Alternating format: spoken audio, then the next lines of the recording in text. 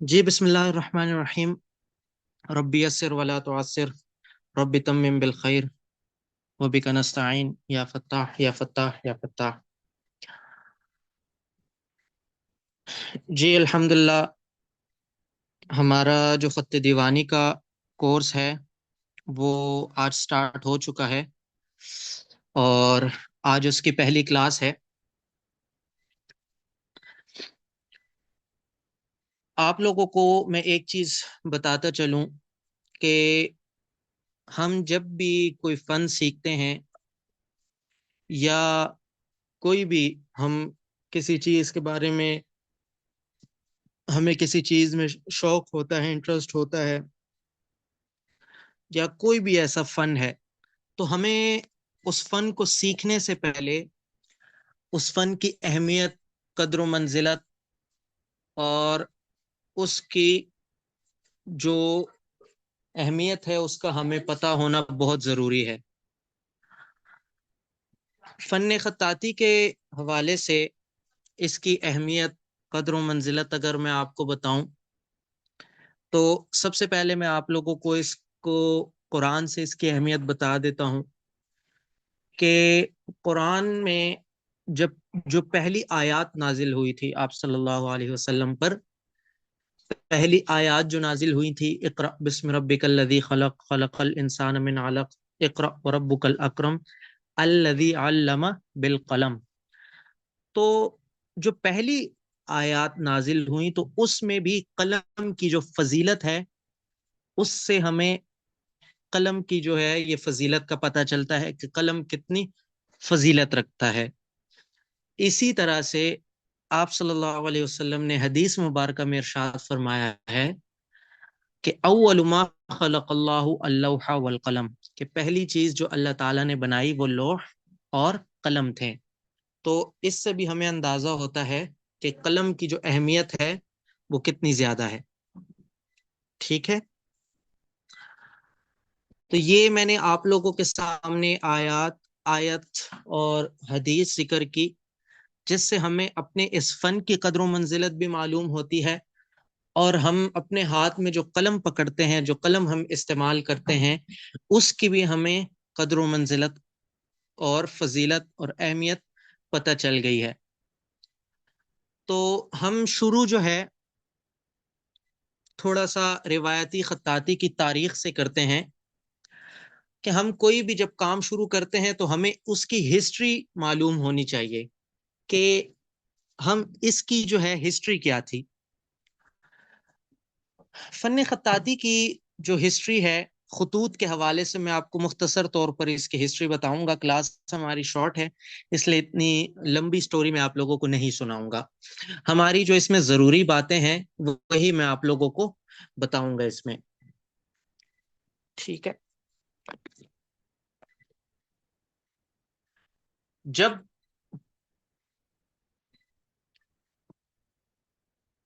آپ صلی اللہ علیہ وسلم پر قرآن وغیرہ نازل ہوتا تھا تو ایک دفعہ ایسا وقت آیا کہ آپ صلی اللہ علیہ وسلم کو اس چیز کی پریشانی لاحق ہوئی کہ یہ جو قرآن مجھ پر نازل ہو رہا ہے، قرآن مجھ پر اتر رہا ہے، آیات نازل ہو رہی ہیں، صورتیں نازل ہو رہی ہیں، تو کہیں یہ مجھ سے بھول نہ جائیں۔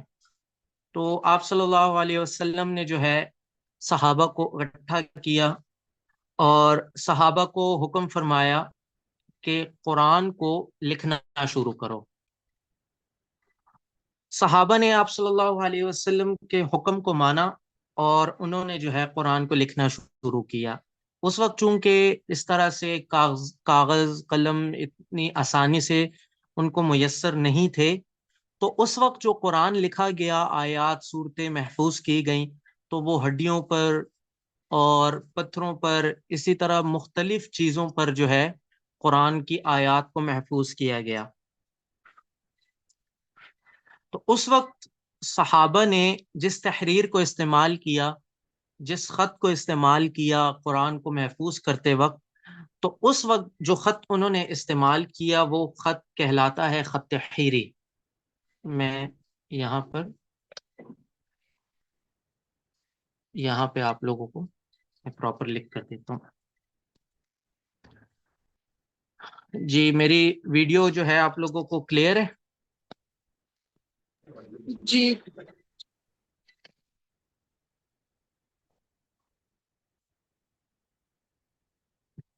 اچھا.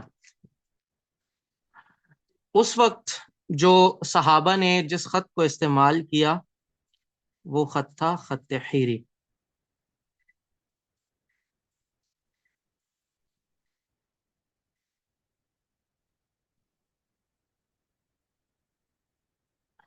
ٹھیک ہے، اس کو نوٹ کیجئے گا. اور یہ خط حیری جو ہے آج جس نام سے جانا جاتا ہے وہ ہے خط کوفی مصحفی. مصحفی اس کو اس لیے کہا جاتا ہے کہ چونکہ اسی خط میں قرآن لکھا گیا تھا پہلی بار، تو اس کو جو ہے مصحف چونکہ قرآن مجید کو کہتے ہیں تو اس لیے اس کو خط کوفی مصحفی کے نام سے جانا گیا.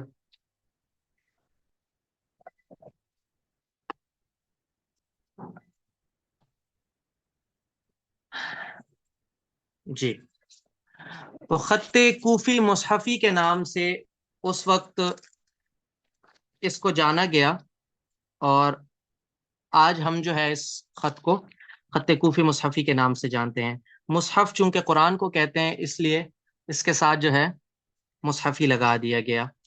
اب یہ والا جو دور ہے وہ آپ صلی اللہ علیہ وسلم کا تھا کہ اس میں صحابہ نے قرآن جمع کیا اور اس خط میں سارا جو ہے جتنا قرآن اس وقت نازل ہوا تھا تو اس خط میں جمع کیا گیا.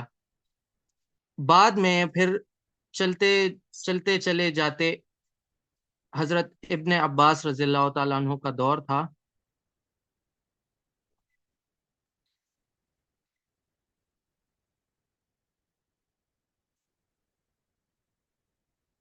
حضرت ابن عباس رضی اللہ تعالیٰ عنہ کے دور میں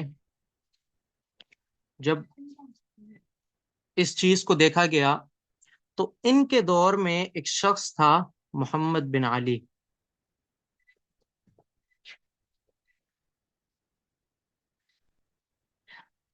جو ابن مقلہ کے لقب سے مشہور تھا.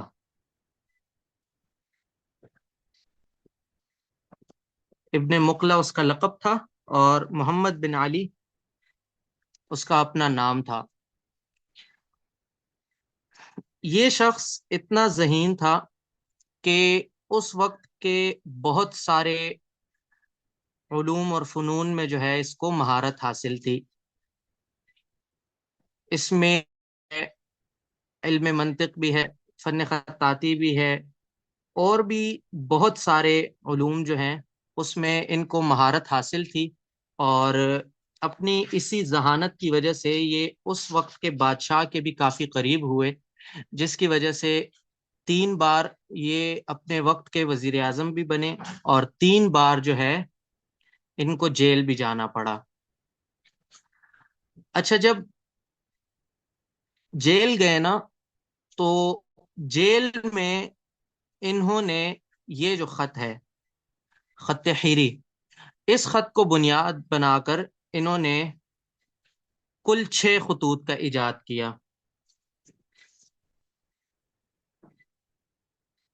6 خطوط کا انہوں نے جو ہے ایجاد کیا جیل میں بیٹھ کر، اور بنیاد جو ہے یہ ایک خط بنا.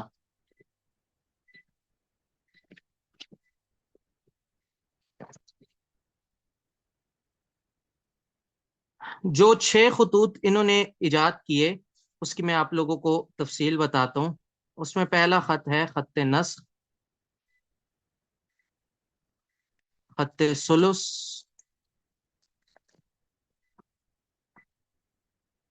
خط محقق،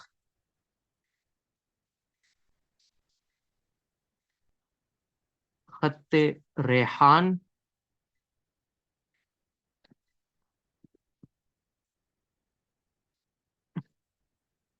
خط رقاع، اور خط تواقیع.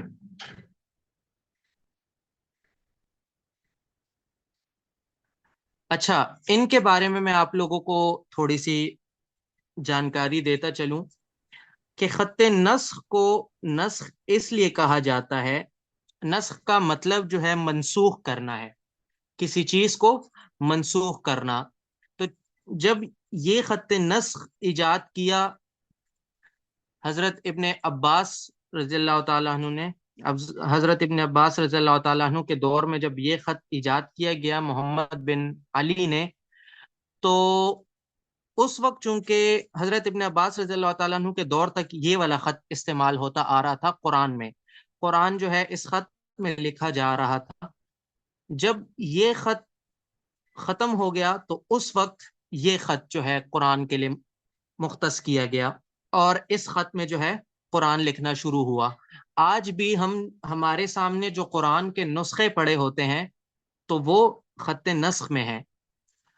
تو خط نسخ کو خط نسخ اس لیے کہا جاتا ہے کہ اس نے قرآن کی لکھائی کو منسوخ کر دیا خط حیری سے۔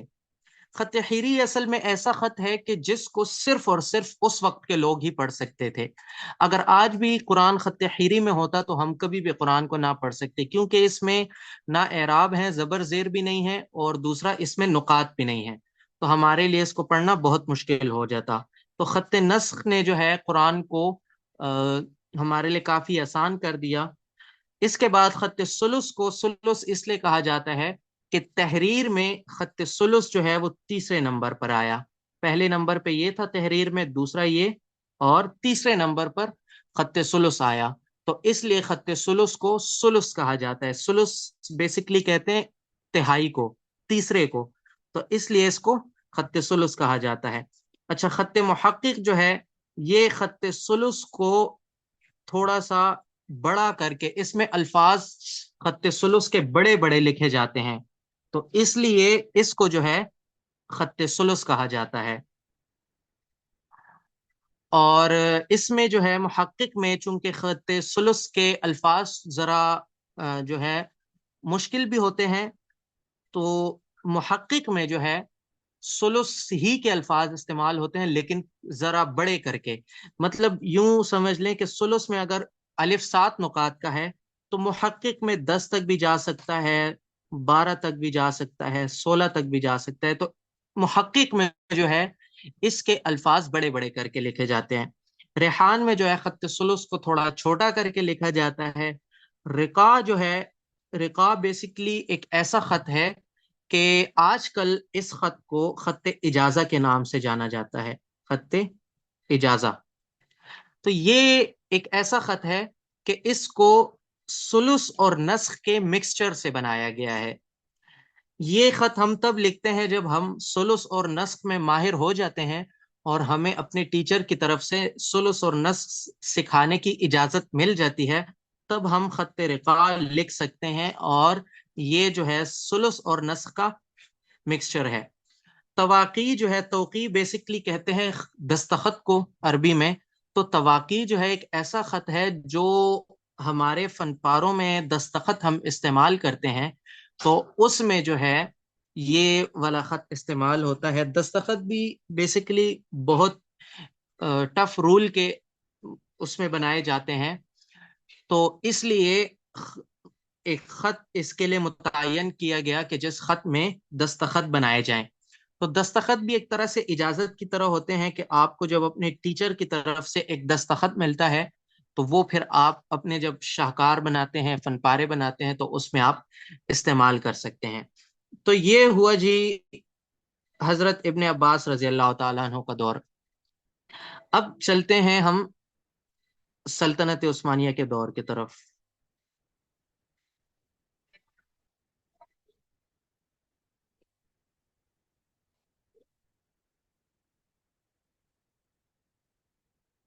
سلطنت عثمانیہ،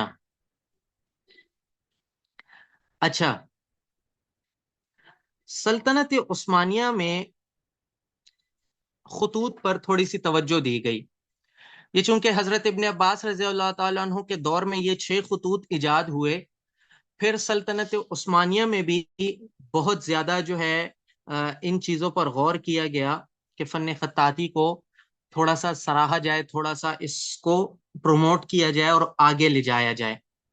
تو سلطنت عثمانیہ نے کچھ اپنی طرف سے اس میں خطوط ایڈ کیے اور ایک نصاب بنایا، ایک بگنر کے لیے ایک نصاب بنایا، اور یہ بتایا کہ جو بھی اس نصاب کے حساب سے خطوط کو سیکھتا ہے تو وہ جب آخری خط تک پہنچتا ہے تو وہ اس کو قلم پر بہت مہارت حاصل ہو چکی ہوتی ہے. تو ایک تو سلطنت عثمانیہ بھی میں یہاں پر لکھتا ہوں، اور یہاں پر جو انہوں نے نصاب بنایا ہے وہ نصاب بھی میں یہاں لکھتا ہوں. اس نصاب کو کہا جاتا ہے نصاب عثمانیہ. ٹھیک ہے. تو نصاب عثمانیہ میں پہلے نمبر پر جو خط ہے وہ ہے خط رقع.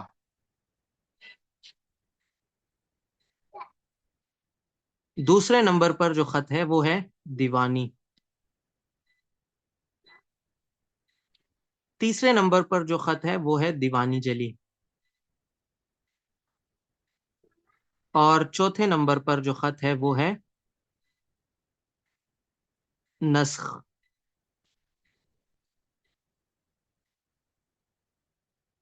پانچویں نمبر پر جو خط آتا ہے نصاب عثمانیہ میں وہ ہے ثلث. اور لاسٹ پر جو نصاب عثمانیہ میں خط آتا ہے وہ ہے نستعلیق. تو یہ 6 خطوط کا نصاب جو ہے سلطنت عثمانیہ نے بنایا، اور یہ بتایا کہ ان خطوط کے حساب سے خط رقع، دیوانی، دیوانی جلی، اس حساب سے اگر کوئی خطوط کو سیکھتا ہے تو وہ جب اس نستعلیق تک پہنچتا ہے اسی ترتیب سے چلتے ہوئے تو اس کو قلم پر بہت زیادہ مہارت حاصل ہو چکی ہوتی ہے. تو بیسیکلی خط رقع کو انہوں نے پہلے نمبر پہ اس لیے رکھا کہ خط رقع جو ہے وہ بالکل اس میں جو ہے وہ قلم سیدھا سیدھا چلتا ہے، یعنی اس کے الفاظ جو ہیں وہ 20 کے اینگل پر رہتے ہیں، 20 کے اینگل سے ادھر ادھر نہیں ہوتے. تو اس میں جو ہے قلم کی موومنٹ اتنی زیادہ نہیں ہے، تھوڑی بہت ہے. تو اس میں یہ ہے کہ بگنر جب خط رقع لکھنا سیکھتا ہے تو خط رقع جب سیکھ جاتا ہے تو تھوڑی بہت اس کو قلم موومنٹ کی سمجھ آ جاتی ہے. اس میں جو ہے 20 کے اینگل پہ ہوتا ہے. پھر دیوانی میں جو ہے قلم موومنٹ تھوڑی سی زیادہ ہو جاتی ہے، اور اس میں جو ہے 45 کے اینگل پہ الفاظ ہوتے ہیں. دیوانی جلی جو ہے دیوانی سے ملتا جلتا ہے، لیکن دیوانی جو ہے میں ابھی آپ لوگوں کو بتاتا ہوں کہ دیوانی کیوں خاص ہے. ٹھیک ہے. اسی طرح سے پھر جب یہ 3 خطوط بنیادی ہیں، اس میں جب آپ لوگوں کو قلم پر عبور حاصل ہو جاتا ہے پھر یہ جو 3 خطوط ہیں یہ مشکل خطوط ہیں. تو جب آپ لوگ ان 3 خطوط پر اپنا ہاتھ بٹھا لیتے ہیں تو آپ لوگوں کے لیے یہ 3 خط سیکھنا بہت آسان ہو جاتے ہیں. ہمارے پاس صرف 9 منٹ ہیں تو ہم اپنے جو ہے اس ہسٹری کو تھوڑا سا مختصر کریں گے. ہمارا جو ہے چونکہ مین ٹاپک خط دیوانی کا ہے تو میں آپ لوگوں کو دیوانی کا بتا دیتا ہوں، پھر نیکسٹ کلاس میں ہم انشاءاللہ نقاط، قلم وغیرہ اور لیٹرز کو تھوڑا سا سیکھیں گے. تو خط دیوانی کو دیوانی اس لیے کہا جاتا ہے، دیکھیں میں نے آپ لوگوں کو بتایا کہ یہ خط ایجاد ہوا ترکی میں. تو اس وقت جو پرانا زمانہ تھا، اس وقت کے جو سلطنتیں تھیں، تو اس وقت جو دیوان لگتا تھا یہ ہے دیوان. تو دیوان کہتے ہیں بادشاہ کے دربار کو. ٹھیک ہے. تو اس وقت ایسا ہوتا تھا کہ ایک سلطنت سے دوسری سلطنت کی طرف خفیہ طور پر خطوط بھیجے جاتے تھے. تو خفیہ طور پر جو خطوط بھیجے جاتے تھے تو وہ جس خط میں لکھے جاتے تھے تو وہ خط دیوانی تھا. خط دیوانی کی خاصیت یہیں سے پتہ چلتی ہے، اور یہ بات بھی یہیں سے پتہ چلتی ہے کہ یہ باتوں کے لیے اور خط کے لیے استعمال ہوتا تھا کہ آج بھی خط دیوانی میں اعراب نہیں لگتے، یعنی زبر زیر پیش اس میں اتنے زیادہ نہیں لگتے سوائے اعراب ضروریہ کے. شد وغیرہ ہو گیا، 2 زبر ہو گئے، یہ اعراب ضروریہ ہے. اس کے علاوہ دیوانی میں کوئی بھی اعراب نہیں لگتے. تو یہ چونکہ اس کا نام دیوان تھا، پھر اس خط کو جو ہے بادشاہوں کے دربار کے ساتھ ہی خاص کر دیا گیا. تو اس کے ساتھ ایک یا لگا دی گئی، مدرسے والے اس کو سمجھ سکیں گے، یا نسبتی اس کو کہا جاتا ہے. تو یہ لفظ جو ہے اس کو کہا گیا دیوانی. ٹھیک ہے. تو یہ خط جو ہے خاص ہو گیا بادشاہوں کے دربار کے ساتھ. تو یہ جو ہے خفیہ طور پر بھیجے جانے والے خطوط کے لیے خط دیوانی استعمال ہوتا تھا. تو یہ ہمارا جو ہے، ایک تو میں نے آپ لوگوں کو ہسٹری بتائی شروع سے، اور میں نے اپنی ہسٹری کو مختصر کرتے ہوئے دیوانی، چونکہ ہمارا مین ٹاپک ہے، ہم دیوانی سیکھیں گے، تو دیوانی کو میں نے آپ کو ایکسپلین کیا کہ اس کو دیوانی کیوں کہا جاتا ہے. ٹھیک ہے. تو آپ سب کو ہسٹری وغیرہ سمجھ آ گئی ہے؟ جی.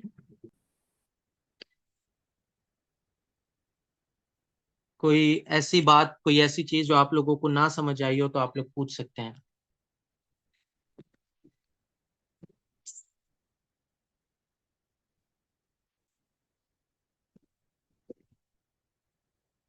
جی. تو یہ ہمارے الحمدللہ پہلی کلاس تھی، جس میں ویسے تو پہلی کلاس میں خطوط کو بھی سارا بتاتا ہوں. ہسٹری وغیرہ بتانے کے بعد میں قلم کے خط کو بھی سمجھاتا ہوں، اسی طرح نکات کی بھی تفصیل بتا دیتا ہوں. اور پھر جو ہے اس کے علاوہ میں ایک الف کا بھی ورڈ دے دیتا ہوں. لیکن چونکہ ہماری کلاس شروع میں بہت جو ہے ویٹنگ ہوئی، اور ٹائم ہمارا جو ہے کوئی 10 سے 15 منٹ وہاں پر ضائع ہو گئے، جس کی وجہ سے ہماری کلاس لیٹ شروع ہوئی. تو ابھی ہمارے پاس جو ہے کلاس میں کوئی 5 سے 6 منٹ ہیں، جس کے بعد ہماری کلاس آٹومیٹکلی خود بخود بند ہو جائے گی. یہ زوم کی ٹائم لمٹ ہوتی ہے 40 منٹ کی، 40 منٹ سے زیادہ سیشن نہیں چلتا. تو انشاءاللہ نیکسٹ کلاس میں پھر ہم قلم کی تفصیل، نقاط کی تفصیل، اور ایک دو لیٹرز جو ہے وہ خط دیوانی میں ہم سیکھیں گے. ٹھیک ہے جی. تو دعا میں یاد رکھیے گا، بہت بہت خیال رکھیے گا اپنا. اللہ حافظ. اللہ حافظ.